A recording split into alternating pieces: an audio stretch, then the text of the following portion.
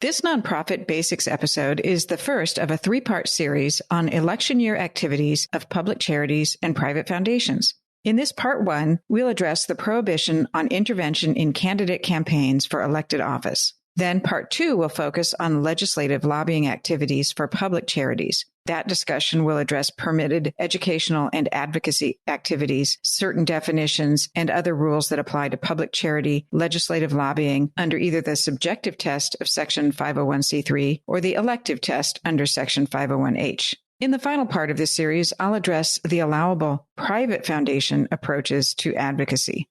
Welcome to the EO Radio Show, your nonprofit legal resource. Brought to you by the Exempt Organizations Group at Farella, Braun & Martel. My name is Cynthia Rowland, and I'm a partner at Farella. I'm a business and tax lawyer with more than 30 years of experience advising clients on nonprofit and charity law. Through this podcast, our lawyers and guests will discuss a range of legal and business issues impacting the nonprofit world because we understand you work hard every day to make your community a better place to live and do business. Many of our programs focus on the basics, and at times we'll do a deep dive into narrow and complicated legal issues. Again, welcome to the EO Radio Show. We're glad you're here. So as we think about election year issues for charities and foundations, we have to start with the key defining language in Internal Revenue Code Section 501c3. Here's the specific language, and I'm quoting from the statute. No substantial part of the activities of a charity or foundation may consist of carrying on propaganda or otherwise attempting to influence legislation, except as otherwise provided in subsection H, and which does not participate in or intervene in, including the publishing or distributing of statements, any political campaign on behalf of or in opposition to any candidate for public office. That bears repeating. The Internal Revenue Code has specific prohibitions for public charities and private foundations that are described in 501c3, and it specifically says that such organizations must carry on charitable activities with the limitation as follows, and this is the quote, no substantial part of which is carrying on propaganda or otherwise attempting to influence legislation, except as otherwise provided in subsection H, and which does not participate in or intervene in, including the publishing or distributing of statements, any political campaign on behalf of or in opposition to any candidate for public office. So one part of this is our focus today, and the other part we'll focus on in the next part two of this episode. What we're going to focus on today is candidate campaign intervention, and the second in this series will focus on lobbying activities, that is, efforts to influence legislation. So thinking about candidate campaign intervention, a public charity can do a number of activities using its tax-deductible contribution donations in connection with election year issues. A public charity may do all of the following. It may conduct public education and training about participation in campaigns. It can educate candidates. It can canvass or poll the public on issues and other similar activities. A charity or foundation can do certain other activities, but only when following applicable restrictions that have been developed in the law and regulations. A public charity can do all of the following with restrictions. They can prepare candidate questionnaires, publish candidate qualifications, sponsor candidate debates, and even conduct voter registration drives. But let's start with what's specifically prohibited. What are the prohibited political campaign activities that charities and foundations need to pay attention to? Well, it's a pretty long list. These are the prohibited activities: endorsing a candidate for public office, urging the public to vote for or against any specific candidate, contributing money to an election campaign, forming or supporting a political action committee, that is a PAC, providing mailing lists to candidates, scoring or grading candidates based on the charity or foundation's criteria. The charity or foundation also can't provide campaign workers to candidate campaigns. The charity or foundation can't support political party platforms by any means. Charities and foundations are also prohibited from linking to candidate or PAC websites. So that last point is an important one to think about. Often a charity or a foundation website links to other organizations. And if that linked page has a reference to candidate or PAC support, that's a problem. There's generally what we call the one link rule. If the link from the charity or foundation website to another organization's site is clean, that is, doesn't have candidate activity on it, candidate support or opposition, that's fine. And then if that other charity links to another page where there is a support and impermissible activity, we don't worry about that from our perspective. So pay attention to the one link rule. And it might behoove the organization to check those links throughout the course of the election year to make sure that no prohibited campaign activity has slipped into a linked page. Let's focus a little bit on one of those areas, that is candidate scoring. If a charity or a foundation wants to publish materials that score particular candidates for public office, that can be an educational activity and it can be permitted, but only in a narrow set of circumstances. The scorecard needs to cover a wide range of topics on many issues, and there can't be any implication of the organization's views, that is, the charity or foundation. The communication would need to be a truly nonpartisan candidate scoring that covers many issues and that doesn't indicate the foundation or charity's views on any of the topics for which the candidates are scored. There are also special rules under a specific revenue ruling. I'll give the citation here and also mention it in the show links. That's Revenue Ruling 80-282, which has some special rules for charities or foundations that issue candidate scorecards to their members only in a forum that's not used to broaden the membership of the organization, where there's no target or reference to an election, no reference to incumbents, and has an appropriate disclaimer. Again, that's a narrow exception to candidate scoring for certain kinds of organizations. So let's go over a few hot topics that come up, some questions, or I should say frequently asked questions during election years about activities by charities and foundations that communicate during an election year about issues that could relate to candidate campaign activities. So here's a question that often comes up. What types of communications do I need to worry about as an employee or a person involved in a public charity or a private foundation? Basically, all communications, including advocacy, fundraising, and educational materials, any of those can include a prohibited campaign intervention provision.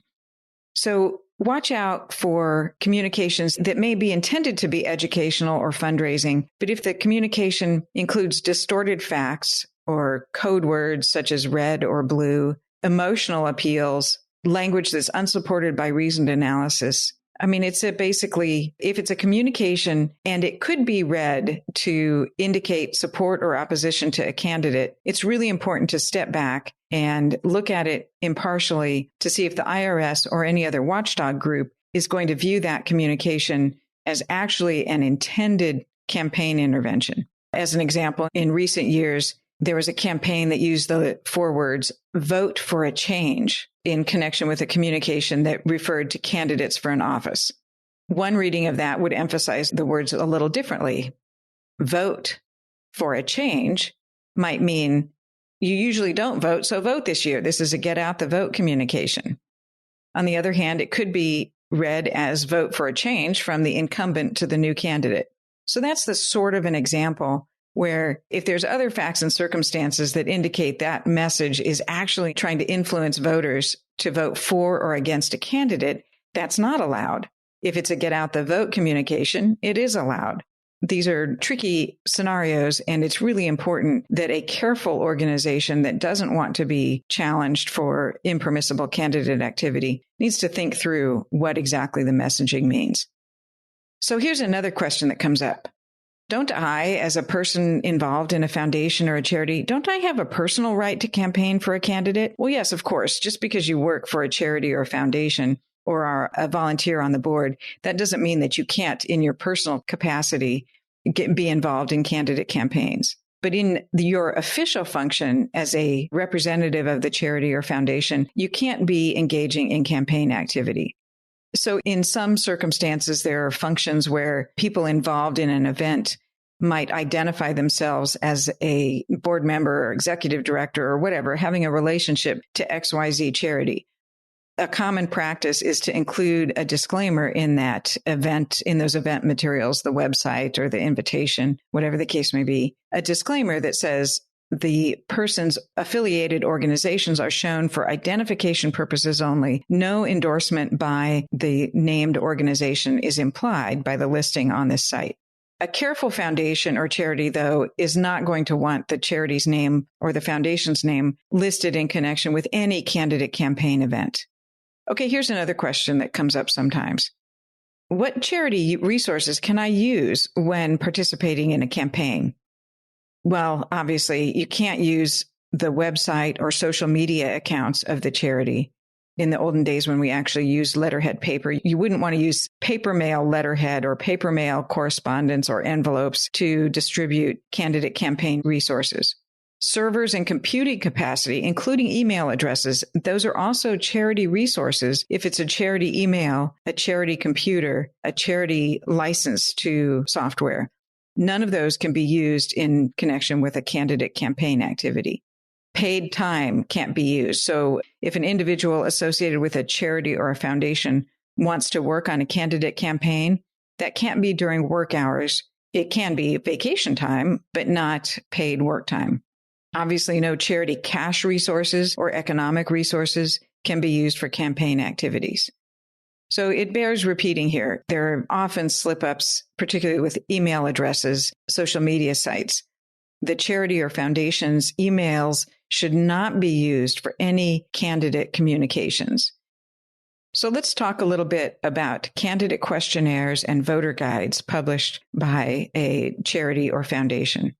If a charity or a foundation wants to step into candidate questionnaires and voter guides, the first bit of advice is to get very competent legal support as you design your questionnaire and your voter guide. This is not a do-it-yourself area because what's at risk is your exempt status altogether. But here's a general outline. If your charity wants to get involved in candidate questionnaires and voter guides, it's really important that the questionnaire or voter guide is put together in a clear and unbiased structure where the structure and the content is not biased for or against any particular candidate. The questions to the candidates need to be identical to the questions that are actually published in the compilation in the guide that gets distributed. The entire candidate explanation of their response needs to be included. The IRS does not look favorably on yes or no answers in these voter guides. The responses from the candidates should not be edited by the organization and should be included verbatim as given to them by the candidate. All candidates for the particular office under discussion should be included in the voter guide. So it often also comes up, particularly with local candidates, that a charity or foundation might have an event at which a candidate for office is invited. If a candidate is invited to speak as a candidate, that's going to be permitted and not treated as impermissible candidate campaign intervention if all candidates for the office are given an equal opportunity to attend and there's no indication of support or opposition to that candidate by the charity or foundation that's sponsoring it. If the event is a forum or a debate, there can't be any bias in the way the forum or debate is presented. Questions should be prepared and presented by an independent, nonpartisan panel. They should cover a broad range of topics. There should be an equal opportunity to all the candidates to express their views. The moderator should not challenge the candidates to agree or disagree with the organization's views. And the moderator should be very carefully coached to not comment for or against any particular candidate or position that's stated. But sometimes candidates are invited to speak as a non-candidate. This often happens, particularly with incumbents. It may be entirely appropriate for a candidate to appear and speak at an event. But if the idea is to have a single candidate and not all the candidates in an allowable forum or debate, like I just talked about, it needs to be clear that the candidate is invited to speak only for reasons other than their candidacy for the office. The speaker needs to be coached that they can only speak in their non-candidate capacity.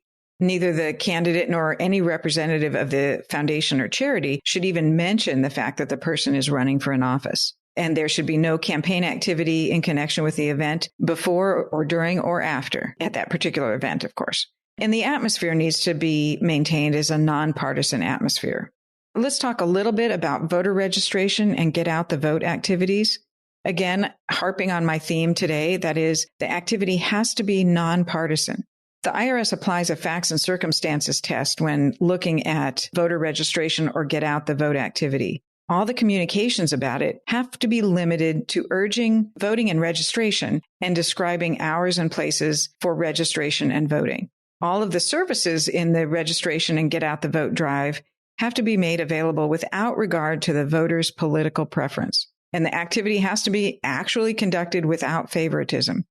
It's stepping into a very sticky area if any candidates are mentioned in connection with the voter registration or get out the vote drive. Either no candidate should be mentioned at all, which is clearly the better course for a careful charity or foundation, or all the candidates for a particular office need to be named without favoring any candidate over any other. The activity promotional materials should not name any political party in connection with the event other than if you're going to mention candidate names, naming the party affiliation of each candidate would be allowed. But again, this is stepping into a slippery slope, and the better approach for a charity or a foundation supporting voter registration or get out the vote is to make sure that the activity is entirely nonpartisan and doesn't reference any candidates. There are also some special rules for foundation-funded voter registration drives, and these are found in Internal Revenue Code 4942F. I mention that because if your foundation is interested in voter registration drives, that code section is going to be very important to your diligence. So what 4942F does is it allows private foundation grants to public charities for voter registration drives if they meet these key criteria. And if these criteria are met, then the expenditure or the grant by the foundation is not treated as an impermissible taxable expenditure. So here are the requirements for a 4942F grant to a public charity for voter registration purposes. So that grantee charities' activities in voter registration can't be confined to one specific election period, and it has to be carried on in 5 or more states. And substantially all of the income for the charity needs to be spent directly for the active conduct of the activities constituting that grantee charity's exempt purposes. And here's another key technical rule. Substantially all of the support for that grantee public charity has to come from the general public, and not more than 25% of its support can be received from any one other exempt organization. Another part of that test is that not more than half of the support for this grantee public charity can be received from investment income, that is, endowment income. So in other words, your grantee charity that's doing this public registration drive can't be substantially supported by a particular grantor, and it can't be an endowed organization that's living off of an endowment. A final requirement under 4942F is that the grantee charity that is conducting the voter registration drive, the contributions to it can't be subject to any conditions that they're used only in a specific state or used only in a specific election period. So the key takeaway for this provision, if you are a private foundation that wants to make a grant for a voter registration drive, is to ask the grantee public charity that's asking for your grant, ask them to provide what's called 4942F ruling letter from the IRS, because the IRS does issue specific rulings to these public charities that are carrying on voter registration drives that says, yes, we, the IRS, agree that your voter registration drive qualifies under 4942F. For listeners who would like more information about the prohibition on candidate campaign intervention, check out the show notes for a link to a recent webinar on the topic and also to some additional freely accessible links to resources and citations to the Internal Revenue Code provisions. And stay tuned for part 2 of this series, which will focus on policy advocacy and legislative lobbying. I'm Cynthia Rowland, and you've been listening to EO Radio Show, your nonprofit legal resource, brought to you by the Exempt Organizations Group at Farella, Braun & Martel. If you have suggestions for topics you would like for us to discuss, please email us at eoradioshow@fbm.com. That's eoradioshow@fbm.com. Thank you for joining us. Until next time, make a difference.